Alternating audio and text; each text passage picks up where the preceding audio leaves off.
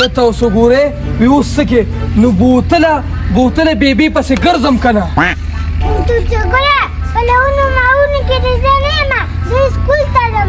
مې تا ته ما د لو نه دی ویلي ها زه تا ته وایم چې بیبي لو لتلې ده او زه سهار نیم را پاسولي اوس په سره دا خبره صفا کومه چې ولې دې نه را پاسولي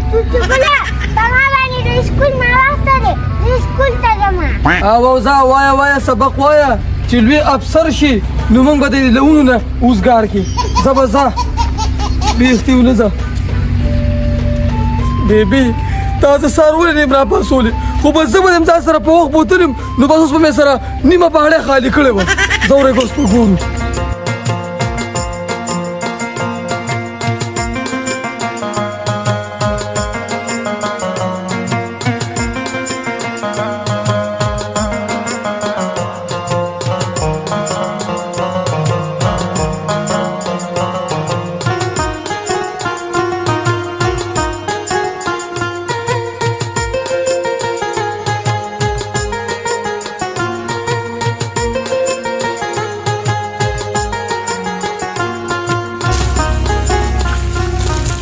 ضرورا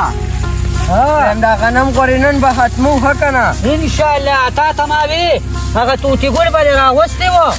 نو چې دا کار هم نن ختم کړی دا خیره ماړه رور هغه اوده و ما وې د خوب یې نه شم راپاڅولی او هغه چې راپاڅي او کور کې مو ګوري زه کور نه یم نو بیا رامنډې وی واه اوسه پورې خوبونه کوي ډېر یادبین دې ویم لوی کړی دی که نه نو څه ورته ویلې هم نه شو ماړه بس څه کې وروره ماشوم دی زه ویم مه کوه چې مزې کوي زما سر له ماشوم نشته اوس دې ټوټه شو ښه او که نه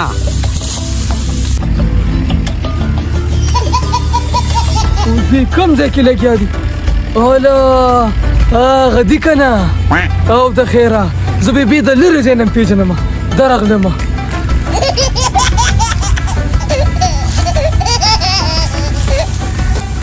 بیبي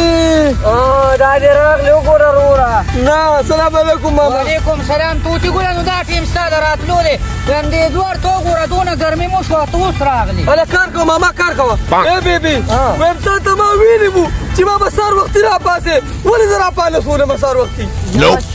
ما ویم نور ډېر تیز دی ما سه چې ګرمۍ دې راته ووي نو ځکه مې راپانسولې ای بیبي زما لورو ستا راونړو واه اوس یې لور هم پرېښې دی اوس کله کو بیچیو راغلې بیچو راغلم بیچو ویمې داسې کار دی که نه لږه چای مې وڅښلی ځان مې موړ کړو او که نه خو ګرمي ده بیبي چې لور نیسو نو په لاسو به کوم خرابې داسې کار وکړه دا اوس وګوره نو دا ستا عقل دی تا ته ویم دا دې په کار روزګار باندې دکه تینه عادت دی دا خیر دی وروره بس اوس څه کوې نو داسې کار وکړه یا بچي ورشې که نه او لور راوړه او بیا راځه چې غنم ورېږو شابه زر نه نه بیبي بس دا کېد راځه موږ ترې شل لدو راځه شابه چلو که که نه ویم دیم ټیک ویه ویم ټولې هغه دغه راټول شوي دي که نه ویم چې ته نو ستا د سترګو به لږ شرمېږي ډېره زیاته خواریم کړې ده لوټونه هم لګولي لوټونه نو ورشه که نه چې لږ کار زر زر کوي او کنه بیبي زه چې زه راځم وګوره بس هوښیاره خبره دی وکړه منم دی ښه زه ورشې ځه دا لور مې دلته کېغوستو که نه که ملګري دې راغې ځان سره لګیا کوه بس هغه زه پېښ او کار مې پېښه ماما داسې کار دی که نه چې دا لور ستړی کېږي دا رانه چې دا ستړی کېږي دا رانه دوه شو درته راځه وګوره ښه لرونه ستړی کېږي نه ستړی کېږم به زه به ستړی کېږم نو چې ته ستړی کېږي ولې لور به نه ستړی کېږي څه او که نه انصاف کوه بس راځه یاره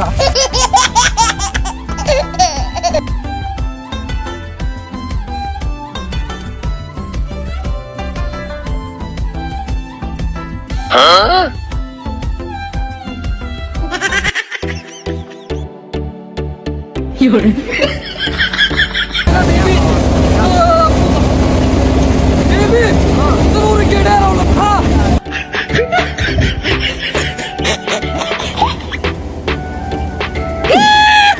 ماما ماشاءالله غنم خو ښکلي دي ها هذا خیر زه ته کې ډېر راوړم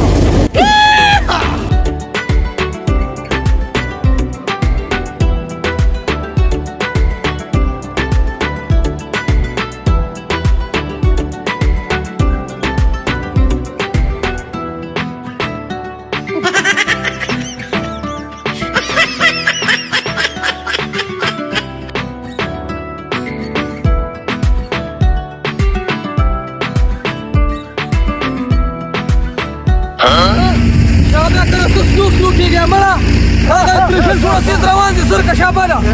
هلو را منډه که د خیره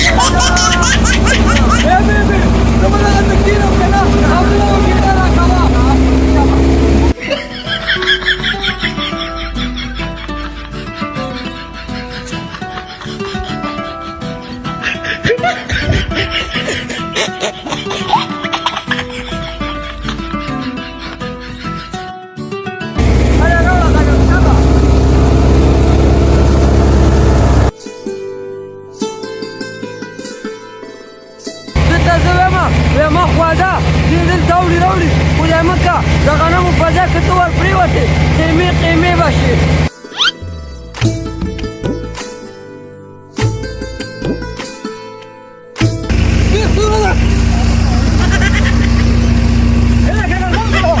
بلا هډوکي رانه ټول پرېوتلم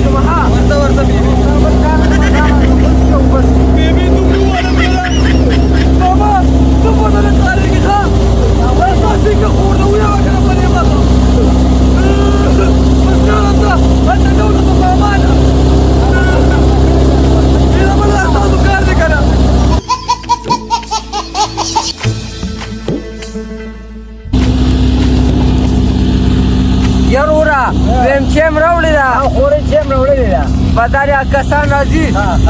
هله ماما چیم راوړې ده څه چل دی ټول خلک پاتې دي نه ماما زه ډېر زیاتو کې شوی ما خلک پاتې دي پته ای ماما ویم داسې کار دی که راځي بېزتي ولمه ما خو لوم وکړو سم ستړی شوی ماما بله چې اوس که خیر دی خو بیا سکي هم ستړی شوي دي که نه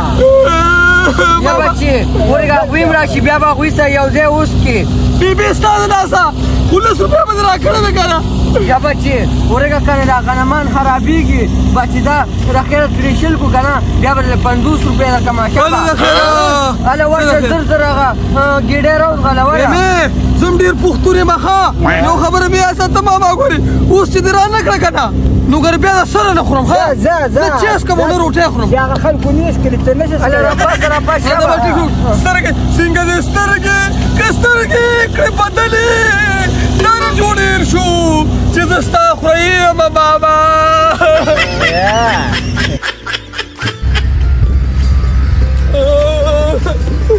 پېمې بیبي زما دا یو خبره په کلو غوږونو اوره ښه دا ماماګان مې نه دي دا سم شومان دي دا اوس وګوره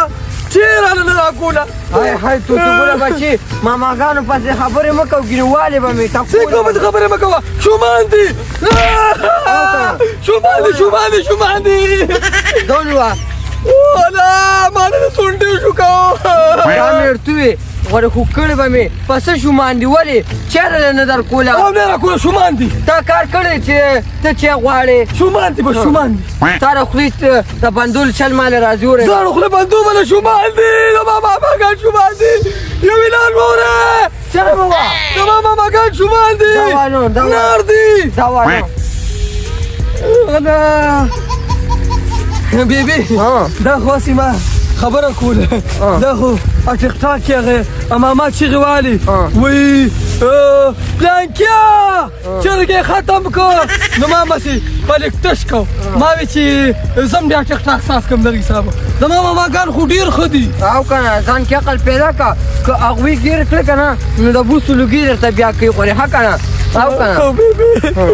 ګپ نه غیر قسم راته وایي ای بیبي راځه زه بیبي زه ځم ځان له آیسکریم هلم ښه بس صحیح ده داسې کار دی که نه چې دغه دی نه دیوانه بیا ځان له اسکریم والم راځه شابه اوس لو کو او که د لو ټیم دی او تا هسې اخوا دې خوا کې دا مېرتوی که غنمان خراب شو که نه نو بیا به دې غوړې راګېرو ما بل کار در سره نه کوو خود شومان دي په قربانۍ کې به هم دوی شریک کې په لو کې به هم دوی شریک کې چې یو بوساړه ځان لا چې نو درې دوی له واچې ټولې ګټې ماماګانو له لاړې تباه شو درغلم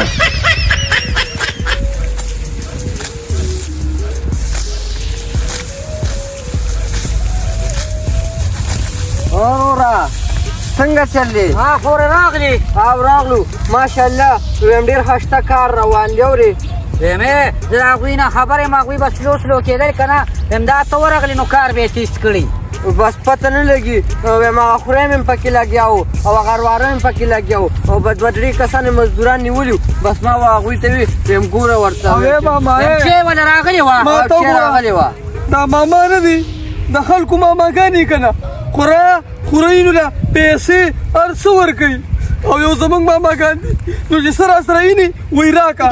دا کار مه کوه که نه دا خولې دې سمه خوځوه دا ګپ دې ما سره نشته دې بیا چا کار کړی دی پته نه لګي بس اوس لګیاو نو وي ماماګان داسې او ماماګان هغه څنګه پته لګي دا ماما ستا په مخکې راته ونه وي څه وي درته وایي چې بس که نو خیر دی نو بس وایي چې مسکه او وایي چې بس که نو چې ته باندې چیرې راکړې نو زه بیا دلته په لو باندې څه کوم مړه توتې ګله بچې ته په چیو باندې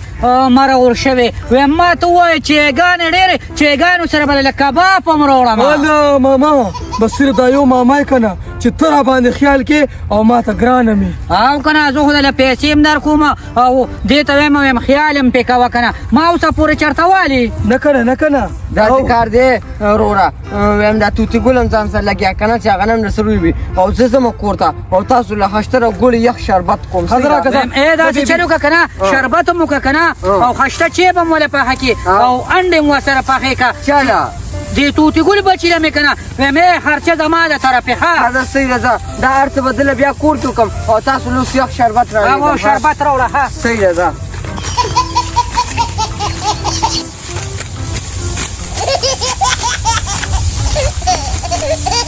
لکه توتي ګله برېک واله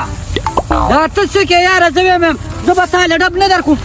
خو ته در ډب لیخې که نه یاره نو ولې ماما ولې دې ولې ما نو ته خو پکې لارې جوړې دا لږې لارې دي پکې ویم یو شانتې غنم رې به خشته نه ماما زه داسې لار جوړوم داسې په لنډو به کور ته ځم ته اوس کور دپاره لاره جوړې نو بیا غنم خرابېږي که نه نو ښځه بس اوس په کې داسې لاړ شم نو خراب وي ټول به بیا خراب نو ځه مه که نه یاره دلته به موږ سره دا کار څوک کوي چې ته ځې د ماما ډب دې راکړه که نه ومکه دغه نورو ماماګانو شانو ختې که نه ویم نه در کوم ډب دله خو غنم خرابې که نه یو شانتې خشته څونه ښکلې خورایې مې ښکلې یو شانتې غنم ریبه که نه یاره دا به ټیک شو دا ګوره دا زه څنګه لګېم ستاسو لپاره خواري کوم ماما په سمه خبره باندې خرم پیږي ښه چې خر ته ته صحیح خبرو کې داسې بلاس راکې سې بس دې پټي ته به نه ځي بس بیا هغه نه ځي اوې نو تم د خر نه کم نه که نه ګپ له سره لګو ګپ ویم خشته چیم دله تیارې انډې او چیم یم ورته وې که نه بېبې ته ټیک شو ماما خواخوارې به خلکو ته به رالی او سورې بې ګورې نه ریبم دله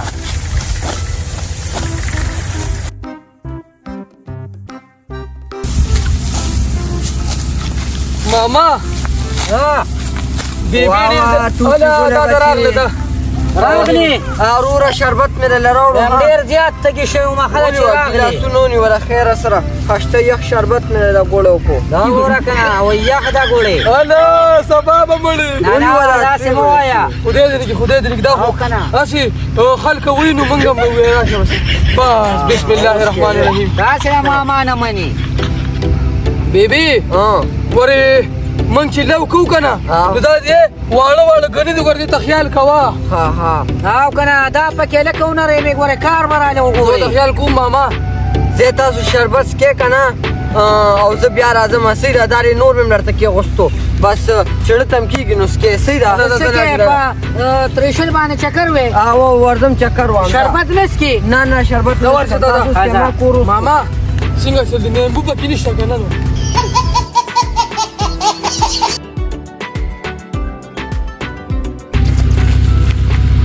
وی بیبي خدای زما دې توبه یې نو ډېره ګرانه ده که نه یا الله د ټولو مسلمانانو مل شي. سکینو دنیا دا هر څنګه وخت پکې راځي، غریبي مالداري بسې په دې لاک شکر دی. ډېر ستړي شولو. د سکول نه راغلي ځکه ښه ده مړه چې ته خو دا سبق وایې که نه. موږ ته وګوره کله به لونو پسې ګرځو، کله به م ټاټکې په سر نیولي، بس څه مزدوري به کوو. نو ځکه درته وایم چې سکول ووایه. سکول ډېر ښه څیز دی. موږ باندې خو بیبي نه دی ویلي، بیبي په خپله هم نه دی ویلي. دقه حساب سروالې وروالی ګرځي، موږ هم ګرځي، یو ځان هم ګرځي، یو لو به کوي. دا وګوره وي سم د باندې خفه ومه. نو دا ځکه یې لور راوړو او لو دې را سره وکړو. دا خبرې مه کوه مړه، بیا به دې چېرته 10 روپو ته اچتي.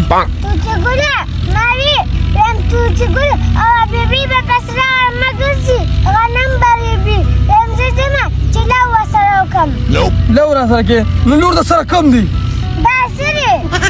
مړه. نو په دې باندې لو کېږي بیختې ونه ده. دا خو چاړه ده، دا خو ټماټر هم نه پرې کوي. یاره خو داسې کار دی که نه چې موږ له مازغه مه خرابوو، ځان له مازغه مه خرابوه. بیبي هلته لګیا ده ښکاري هغه دی. منډه ورشه ځه ورشه لو ورسره وکړه.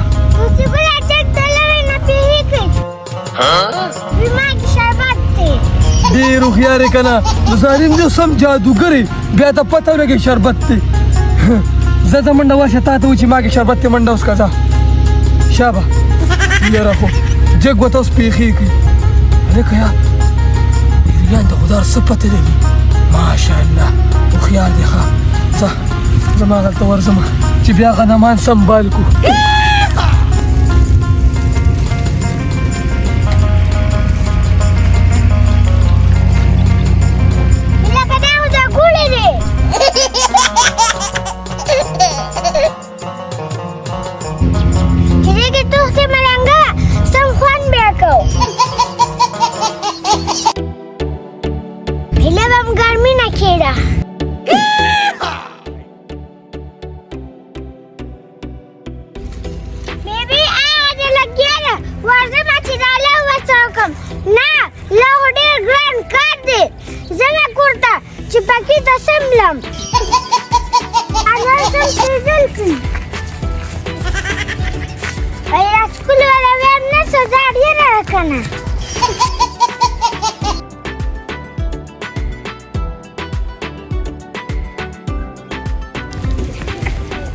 اله د خیره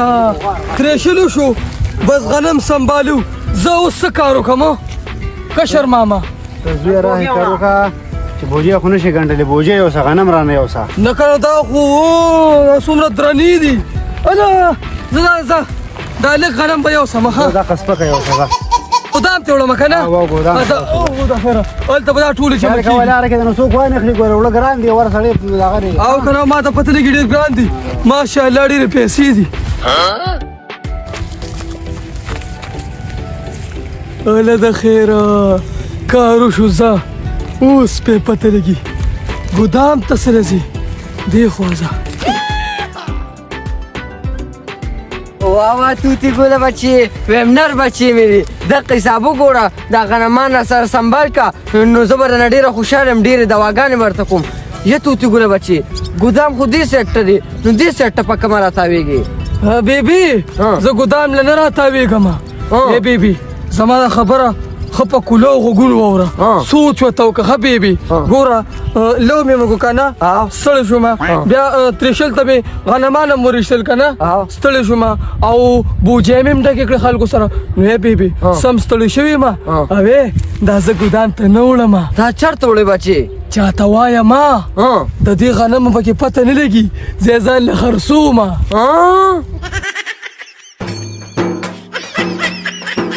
بسم اللہ الرحمن الرحیم. رسول کریم صلی اللہ علیہ وآلہ وسلم کی بادشاہت کا علاقہ، انبیاء کرام کی سرزمین، ابدالوں کا دیس اور برکتوں والا ملک شام دینی اور دنیاوی ہر دو لحاظ سے بڑی اہمیت رکھتا ہے. اس کا موجودہ سرکاری نام الجمہوریہ العربیہ السیریہ ہے. حضور نبی پاک صلی اللہ علیہ وآلہ وسلم نے اپنی ظاہری زندگی میں ہی ملک شام کے فتح ہونے کی غیبی خبر و بشارت دے دی تھی کہ انقریب شام فتح ہو جائے گا۔ چنانچہ خلافت صدیقی میں شام فتح ہونے کی ابتدا ہوئی اور خلافت فاروقی میں وہ مکمل فتح ہو گیا۔ حضور اکرم صلی اللہ علیہ وآلہ وسلم کی یہ پیش گوئی بالکل درست ثابت ہوئی۔ ملک شام کی فتوحات اور وہاں اسلامی حکومت قائم ہونے سے دین اسلام کو بے حد قوت و شوکت اور اسلامی ریاست کو زبردست وسعت و برکت حاصل ہوئی۔ ہم یہاں اس عظیم ملک کی عظمت و شان اور اہمیت و حیثیت کو بیان کریں گے۔ شام سے مراد کتب سیری و مغازی میں شام کا اطلاق 3 علاقوں پر ہوتا ہے۔ نمبر 1، عرب کے عرف میں شمال کی جہت میں جو بھی علاقہ ہے اسے شام کہا جاتا ہے۔ نمبر 2، کچھ عام لوگوں کے عرف میں شام سے مراد صرف دمشق ہے۔ اور نمبر 3، تاریخی لحاظ سے جسے شام کہا جاتا ہے وہ سوریہ،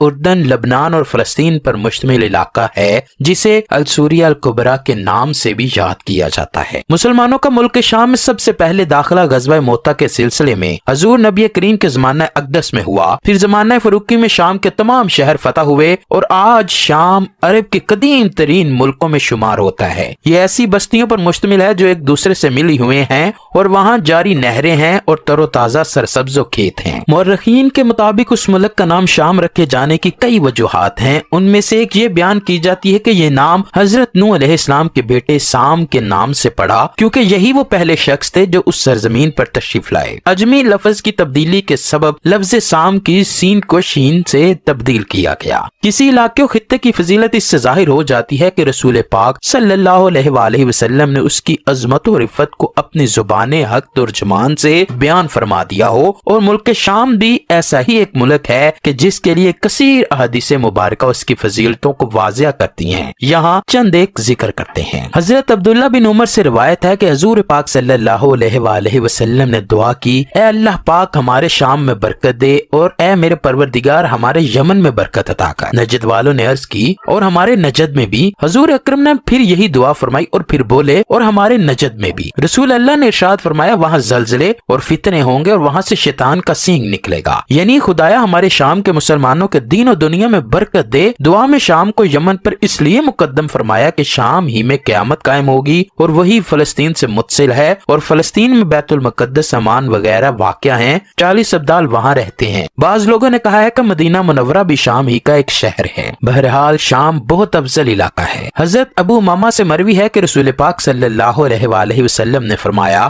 ملک شام اللہ پاک کا چنا ہوا شہر ہے اور وہ اپنے چنے ہوئے بندوں کو اس میں جمع فرمائے گا۔ ایسا کیوں نہ ہو کہ رحمت والے فرشتے اس ملک پر اپنے پر نہ پھیلائے رکھیں۔ حضرت زید بن ثابت سے مروی ہے کہ ایک دن ہم حاضر تھے کہ رسول اللہ نے فرمایا ملک شام کے لیے خوشخبری ہے، بے شک رحمان عز و جل کے فرشتے اس پر پھیلائے رہتے ہیں۔ حضرت ابن حوالہ سے مروی ہے کہ رسول پاک صلی اللہ علیہ وآلہ وسلم نے ارشاد فرمایا ان قریب یہ صورت پیش آئے گی کہ تمہارے مختلف لشکر ہو جائیں گے، ایک شام کا لشکر، ایک یمن کا لشکر اور ایک عراق کا لشکر۔ حضرت ابن حوالہ رضی اللہ تعالیٰ عنہ نے عرض کی یا رسول اللہ اگر میں یہ صورتحال پاؤں تو کس کو اختیار کروں؟ ارشاد فرمایا شام والوں کے ساتھ رہنا کیونکہ وہ اللہ کی زمین میں بہترین ہوں گے اور اللہ پاک اپنے نیک بندوں کو اس میں جمع کر دے گا۔ اگر تمہیں یہ قبول نہ ہو تو یمن والوں کے ساتھ رہنا اور اپنے حوضوں سے پانی پینا، اور اللہ پاک نے شام اور اس کے رہنے والوں کا میری خاطر ذمہ لے لیا ہے۔ شام والوں کے ساتھ رہنے کا حکم اس لیے دیا کیونکہ فتنوں کے دور میں ایمان و عافیت کا مقام ملک شام ہوگا۔ چنانچہ ایک روایت میں ہے کہ سن لو جب فتنے واقع ہوں گے تو ایمان ملک شام میں ہوگا۔ اللہ کے رسول نے فرمایا جب اہل شام بگڑ جائیں گے تو پھر اس امت میں کوئی خیر باقی نہیں رہے گی، اور میری امت میں سے ایک گروہ ہمیشہ ایسا رہے گا جسے قیامت تک خدائی نصرت شامل حال رہے گی، جو انہیں ذلیل کرنا چاہے گا وہ ان کا کچھ بھی نہ بگاڑ سکے گا۔ بس بلاد شام میں اصحاب علم و فضل اور اہل حق و اہل عقید کی ایک جماعت قیامت تک ایسی رہے گی کہ جسے خدائی نصرت شامل ہار رہے گی۔ امام ابن تیمیہ نے ایک لطیف نقطہ یہ بیان کیا ہے کہ خلق و امر میں مبدو اور معاد مکہ اور شام ہے، اور ارادہ کونیا ہو یا ارادہ شریعہ، دنیا دین کی ابتدا مکہ سے ہوئی اور دنیا دین کی انتہا شام میں ہوگی۔ اللہ کے رسول کے دین کی ابتدا اور ظہور مکہ سے ہوا اور اس کا کمال و عروج شام میں مہدی کے ظہور سے حاصل ہوگا، جیسا کہ بعض روایات میں حضرت عیسیٰ بن مریم علیہ السلام کے نزول کے بارے میں یہی بشارت منقول ہے کہ دمشق کی مشرقی की जानिब मौजूद सफेद मीनारा पर 2 फरिश्तों के परों पर हाथ रख के उनका नज़ुल होगा। हजरत अब्दुल्ला बिन उमर से मरवी है कि रसूल अल्लाह ने फरमाया, तुम्हारे दीन इस्लाम का मामला ये होगा कि तुम लश्करों की सूरत में बढ़ जाओगे। एक लश्कर शाम में, एक इराक में और एक यमन में होगा। इब्ने हवाला ने कहा, ए अल्लाह के रसूल, अगर मैं उस जमाने को पाऊं तो मुझे उस बारे में कोई वसीयत फरमाए। आपने फरमाया, शाम को पकड़ लेना, क्योंकि वो अल्लाह की जमीनों में से बेहतरीन जमीन है। अल्लाह के बेहतरीन बंदे उसकी तरफ खींचे चले जाएंगे। बस अगर तुम्हारा जहन शामी लश्कर का साथ देने पर मुतमिन ना हो तो यमन की तरफ चले जाना और सिर्फ अपने गार्ड से पानी पीना। अल्लाह ने मेरा करम करते हुए शाम और अहले शाम की जिम्मेदारी ले ली है। अल्लामा अलबानी ने इस रिवायत को सही करार दिया है। अपने गार्ड से पानी पीने से मुराद यह है कि अपने आबी वसाइल तक महदूद हो जाओ, क्योंकि दौरे फितन है, लिहाजा दूसरों के गार्ड से इस्तेफादे की कोशिश फितनों और लड़ाइयों में मजीद इजाफे का बाइस बन सकती है। एक इतबार से ये कहा जा सकता है कि मुसलमानों में बाहमी इफ्तराक को फितन के ऐसे दौर में अल्लाह के रसूल पहले से मौजूद वसाइल और जराए पर कनात की तलकीन फरमा रहे हैं और मजीद की हिरस और तलाश से मना फरमा रहे थे, ताकि ये अमल उम्मत में मजीद इफ्तराक और इंतशार का बाइस न बने। हजरत अब्दुल्ला बिन उमर से रिवायत है, उन्होंने कहा, मैंने अल्लाह के रसूल को ये फरमाते हुए सुना है कि हिजरत मदीना के बाद एक और हिजरत होगी और जमीन पर मौजूद बेहतरीन लोग हजरत इब्राहिम अलैहिस्सलाम की हिजरत की जगह की तरफ हिजरत करेंगे और बकिया जमीन पर सिर्फ शरीर लोग बाकी रह जाएंगे। अल्लामा अलबानी ने इस रवायत को भी सही करार दिया है। ये दौरे फितन की हिजरत है और उसे हिजरत मदीना की हिजरत के बराबर करार दिया गया है। बस इस्लाम में पहली हिजरत हिजरत मदीना थी, जो अहले मक्का के फितन और आजमाइशों के सबब हुई,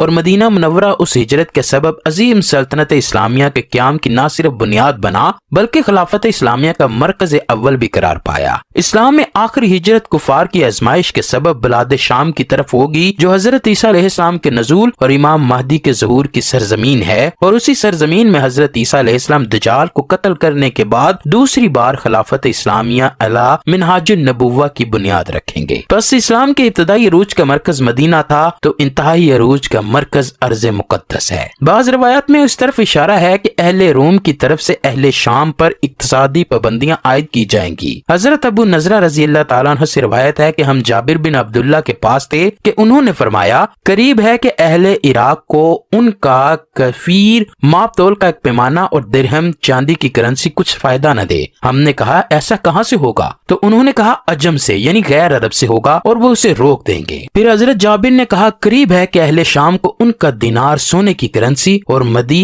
माप तोल का एक पैमाना कुछ फायदा न दे। तो हमने कहा, यह कैसे होगा? तो हजरत जाबिर ने कहा, यह अहले रोम की तरफ से होगा। इस रवायत के मफहूम से अहले फलस्तीन भी मुराद लिए जा सकते हैं कि जिन्हें इसराइल की तरफ से मतद पाबंदियों का सामना है, और मौजूदा शाम भी मुराद हो सकता है कि जिसे हालिया शोषणों के सबब कई एतबारात से इक्तिसादी पाबंदियों का सामना है। एक और रवायत में दौरे फितन में सरजमीन शाम को मुसलमानों का वतन करार दिया गया है। हजरत सलमा बिन नफील कंदी से रवायत है कि उन्होंने कहा कि मैं अल्लाह के रसूल के पास बैठा था कि एक शख्स ने कहा, ऐ अल्लाह के रसूल, लोगों ने घोड़ों को हकीर समझ लिया है और हथियार रख दिए हैं और ये कह रहे हैं कि अब कोई जहाद नहीं है, जंग खत्म हो चुकी। अल्लाह के रसूल उस शख्स की तरफ मुतवज्जह हुए और कहा, ये लोग झूठ बोल रहे हैं, जंग तो अब शुरू हुई है और मेरी उम्मत में से एक जमात हमेशा हक पर लड़ती रहेगी और अल्लाह ताला अक़वाम के दिलों को उनके ताबे कर देगा और अल्लाह पाक उन्हें उनसे रिस्क देगा यहाँ तक कि क़यामत हो जाए और अल्लाह का वादा आ जाए। घोड़ों की पेशानियों में क़यामत तक के दिन के लिए खैर बांध दी गई है। मेरी तरफ ये वही की गई है कि मुझे उठा लिया जाएगा और तुम मुख्तलिफ फिरकों की सूरत में मेरी इत्तबा करोगे और एक दूसरे की गर्दनें मारोगे। इन हालात में शाम अहले ईमान का घर होगा। अल्लामा अलबानी ने इस रवायत को सही कहा है। मुख्तलिफ फिरकों से मुराद मजहबी और जोग्राफियाई बुनियादों पर उम्मत मुसलमा की तकसीम है। दौरे फितन में मुख्तलिफ मुकातबे फिक्र के पैरोकार और मुमालिक इस्लामिया के बशिंदे अपने अपने तौर पर अल्लाह के रसूल सल्लल्लाहु अलैहि वसल्लम की इत्तबा करेंगे, लेकिन ऐसे हालात में बिलाद शाम को अहले ईमान का वतन करार दिया गया है।